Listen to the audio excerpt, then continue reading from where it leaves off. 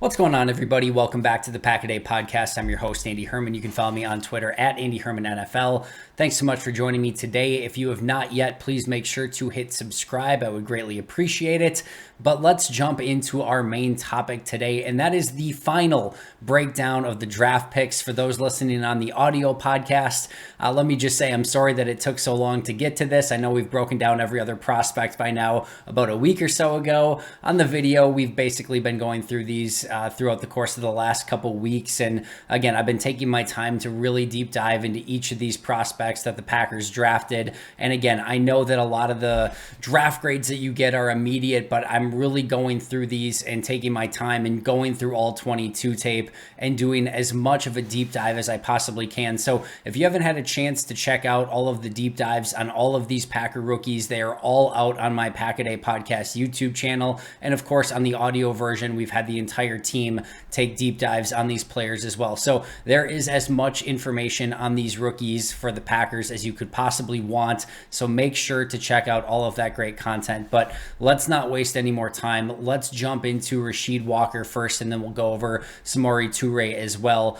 I really like these two picks, especially in the late 7th round. Both of these players have tremendous upside, but let's go over Rasheed Walker first. Played left tackle at Penn State. He's 6'5.5", 313 pounds, although Green Bay lists him in the 320s. So apparently he put on some weight since the combine, or, Green Bay maybe added a couple pounds in his profile there. Who knows? But they list him in the 320s. He's a redshirt junior. He just turned 22 years old, I think, which is an important distinction here. He didn't have a relative athletic score. He didn't do testing at the combine or pro day, was dealing with some injury issues. So that is one of the things to sort of keep an eye on, but we don't know exactly how he would have tested athletically, so we can't specifically go over that. But before we go over the positives and negatives that he has on tape, I do just want to mention here, he was Dane Brugler's 10th rated offensive tackle going into the draft, and he gave him a 3rd to 4th round grade. And Dane was far from one of the only draft analysts that had that 3rd to 4th mid-round grade on Rasheed Walker. He was definitely a player that was not expected to be in the 7th round, much less the late 7th round. And I really just believe that he possessed way too high of a value for Green Bay to pass at that point. And again, really like this pick for Green Bay. There's definitely a lot of negatives, and I'll just say up front, as I watched him, I'm more with the NFL. I think he was more of a late round prospect. I would say more 6th or 7th round pick than probably 3rd or 4th round, but there's a lot to like here. So let's go into the positives first. He was a team captain at Penn State, which again, I think anytime you can be a team captain, it just shows that you have some of those leadership traits, probably going to be a good locker room guy. And again, you can never have enough of those guys in your locker room that just, again, possess the leadership traits that you always want on your team. He's a 3-year starting left tackle at a major program, Penn State, right? And he's only 22 years old. So you take this, 3-year starter at Penn State at left tackle, only 22, with NFL size and NFL traits, and that's basically almost no matter what the tape says, right? Because he would have tested well. In my opinion, he would have tested very well at the combine. Again, I know for a lot of these players, I've said they look the part. He once again very much looks the part of an NFL offensive lineman. If you could give me a starting left tackle for the last 3 seasons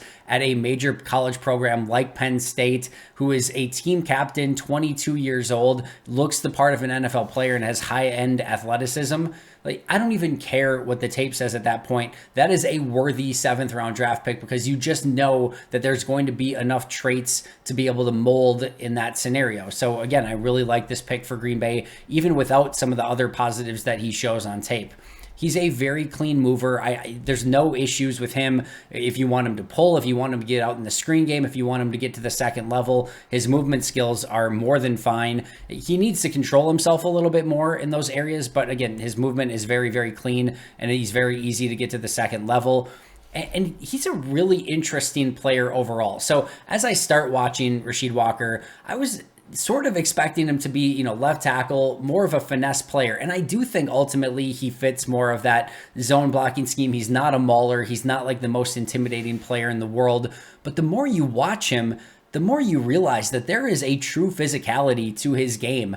He has a lot of players, defenders that he's going against that he gets on the ground game after game, time after time. And it's not just a couple instances. There are multiple instances on tape when you go and watch where he's getting opposing players onto the ground. And this is not a Trevor Penning scenario where he's just constantly, trying to show how tough he is and, just throw players to the ground for the sake of doing it and sort of sacrificing technique in the process. He just is a physical player that has good upper body strength and is within the realm of the game, getting people on the ground. So while I kind of viewed him more as a finesse player, there's definitely a physicality to his game. And again, gets a lot of opposing defenders on the ground by doing that. There's definitely a lot of developmental upside here too, and I do think he has the capability of becoming a starting offensive lineman in the NFL. There's a lot of work to do, and we're going to get to all the negatives in just a moment. But again, this all goes to show exactly what he possesses, right? 3-year starter, Penn State, 22 years old, high-end athletic traits. And the big thing I'll say here, there is a lot of inconsistency with Rasheed Walker's tape, but he shows flashes of just about everything. Pass protection, run blocking, movement skills, mirroring, physicality, hand placement. And when he does everything right, when he sort of gets the technique aspects down, and when he actually looks like he's, more competent and put together on some of those plays, he looks like a very good offensive lineman. So when he looks the part, he looks very, very good. There's a lot of times he does not look the part, which we'll get to in more in just a moment. But when you see everything all of a sudden come together, and when you see the game slow down and him work with a little bit more technique, and he gets his footwork and his hand placement, the opposing defenders are just stymied. And he has the ability to have that physicality and the movement skills. There's just not a ton of players that have that level upside on the offensive line that you're going to find in the 7th round of the NFL draft. Also believe he's a very clean scheme fit for this Matt LaFleur offense. Do believe he's more of a zone blocking defender, offensive tackle or offensive lineman who will fit well within Matt LaFleur's offense. And then the other thing, and this was a great quote that Dane Brugler had in his draft guide from his head coach, James Franklin. From last year to this year, this is his quote, from last year to this year, his improvement physically and mentally as a leader is probably as dramatic as any guy I've ever been a part of. This is James Franklin, right? This is not just a, second-year head coach at a small program. This is a coach with a ton of experience. So for him to say that it is probably as dramatic of a leap as any guy he's ever been a part of, that's saying something. And what I take away from that is it shows that he's willing to work, and it shows that he has growth potential, right? So this is a player that has the traits, has the skills, has the starting experience, has the frame, has the size, has the athletic ability, and probably possesses the leadership traits as well as the ability to work towards what he wants to accomplish. And that jump that James Franklin talked about shows me that he's willing to put in the time, effort, and energy to become a better player, which leads me to believe he has a better chance of reaching his ceiling in the NFL. So I think that was a very telling quote. And then my last positive note is that he does have pretty solid get off at the line of scrimmage. So there's no lumber. The movement skills are good. I mentioned it before, but you can see that getting off the line of scrimmage as well. The negatives I have for Walker are plentiful, and there's plenty that he has to work on. My big question here is Green Bay really values versatility, right? I actually think that Rasheed Walker is probably best at left guard, and I may be alone in that assessment. I know a lot of people really view him as a right tackle. I know some think he could potentially be a left tackle. I view him as a left guard. I think that he struggled enough with speed to the outside. Specifically, go ahead and watch the Ohio State game, and you're going to see him get beat off the edge over and over. He also struggles with counters inside.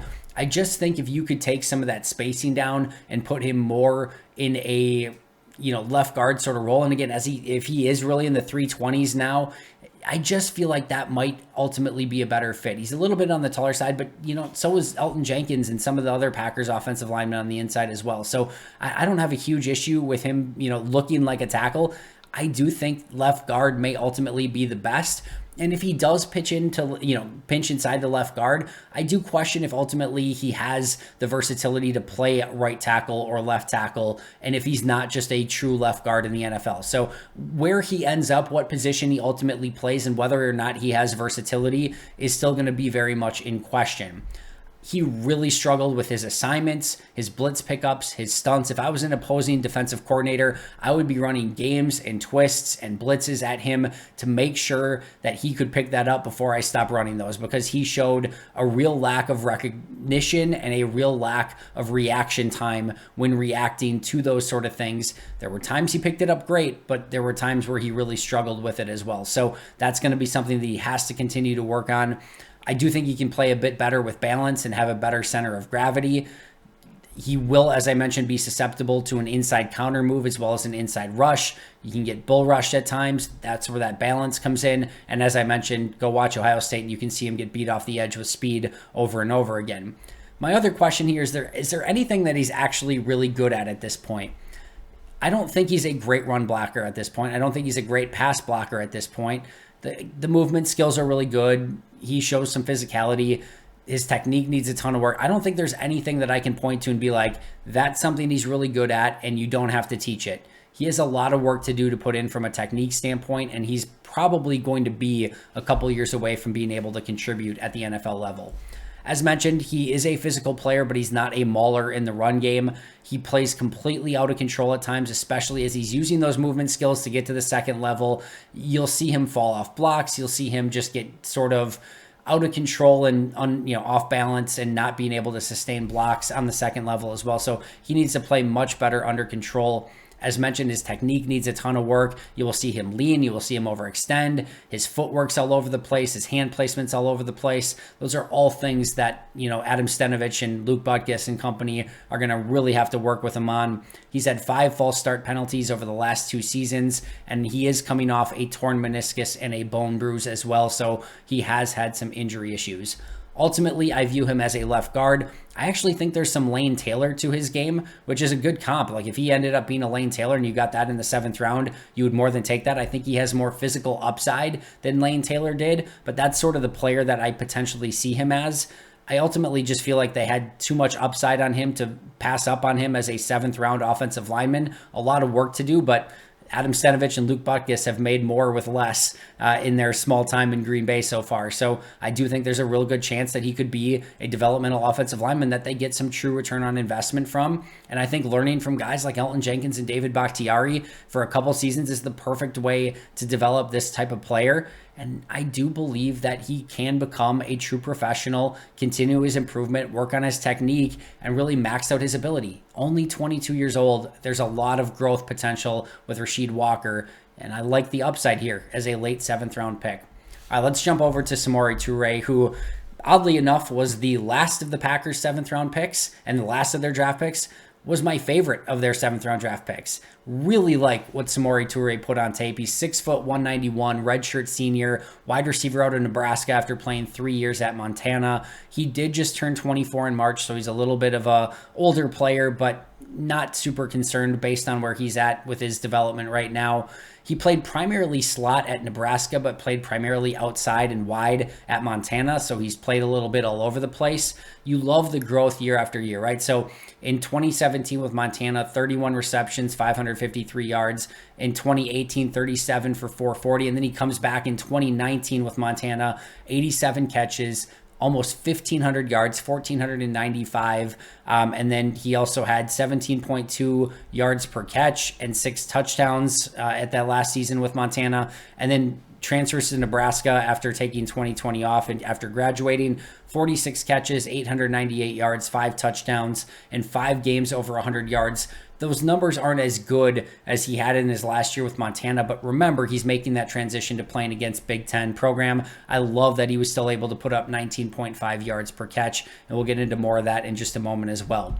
Athletically, he tested out as a 61st percentile wide receiver, 59th percentile in height, 41st percentile in weight, only 7 reps on the bench, so that was only at the 12th percentile at the position, 49th percentile vert, 80th percentile broad jump, 79th percentile 40-yard dash with a 4.440, 66th percentile in the short shuttle, and 89th percentile in the 3-cone. So good athlete, not great athlete, but no questions that he can still hold up at the NFL level.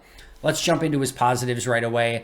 I love that he has some ability and flexibility to move around, right? So as I mentioned, he played completely on the outside at Montana, and he played almost not entirely, but probably about 80% of the snaps at Nebraska in the slot. But at Nebraska, they also used him more as a gadget player. You would see some end around, some verses. They lined him up in the backfield. They ran wheel routes with him. You would see him on some screens. You would see him on some drag routes. You would see him win deep. Like, he just did a little bit of everything. And I do think he has some gadget player sort of flexibility in that regards. He also, as mentioned earlier, 19.5 yards per reception in 2021, 17.2 yards per reception with the Montana Grizzlies in 2019. So he has big play potential. He has multiple games over 100 yards. He has multiple long plays on tape. He shows great acceleration to win deep. And this is a type of player that has the ability. Take the top off the defense might be a little bit strong. He's a 4.4 40 guy, right? So it's not like he's like this 4.2 guy that teams are going to completely be threatened by. But out of the slot, what he can do with his route running and really playing with pace, I do think he has the ability to be a playmaker, specifically out of the slot and with some of those gadget things. But he showed that he has the ability to win deep over and over again. He showed the ability at a small school, then he took that ability and transferred it to Nebraska in the Big Ten. And then he did it also in the All-Star game as well. I think it was the East-West Shrine game. So he did it everywhere. And those numbers, that ability to win deep, it showed up all over his tape on multiple levels at, again, smaller school, bigger school, Big Ten, and then in the All-Star game as well. Love the fact that he plays with a little bit of swagger. Despite the fact that he only had those 7 bench reps, he's not a terrible run blocker. He's an effort blocker, right? He's not going to like blow people off the line or anything like that, but he gives good effort as a run blocker. I also love the fact that he seemingly, I can't speak to this for sure, but he seemingly had a really great understanding of the Nebraska offense despite only being there for 1 year. He was communicating consistently from the slot with his quarterback and what was going on, and just seemed like he had a really great grasp of the offense. I thought he had really nice releases off the line of scrimmage and was maybe even more than an above average route runner, but at least an above average route runner. He won with acceleration. He won with pacing. He won with route running. He used his eyes and his full body to fake and win with double moves. Just really liked what I saw. And again, a league that's based on separation for wide receivers, he consistently showed the ability to separate. I almost viewed him, I didn't put this in my notes, but like I almost viewed him as like a really poor man's Chris Olave from Ohio State. Like he's not quite there with Olave, and Olave has more physical gifts, but like you watch how both players win, and I view him as a 7th round Chris Olave that can do some of the same stuff from a separation standpoint. Not the athlete, not the dominant player that Olave was at times with Ohio State consistently, but the similar players in how they win, and I'm really interested to see what Toure is going to do at the NFL level. There's some smoothness to his route running that I really like. He has some real subtle movements to sell fakes and beat corners. Shows the ability to pluck the ball out of the air. He knows how to attack corners and get them to open their hips. He shows different releases and different pacing off the line of scrimmage. He attacks corners with speed, which is what I love. It makes the corner have less time to react, and it just makes them a little bit off kilter. He flashes the ability to win with late hands. Basically, again, something that Devontae Adams was amazing at. But the later you can show your hands, the less likely it is that the defender is going to get their hand in the way and knock away the ball. He showed that, which is something I really love. He's a much more polished wide receiver than I ever would have expected as a 7th round pick. He shows great ankle flexion and the ability to juke corners both in route and after the catch, almost like a basketball crossover at times.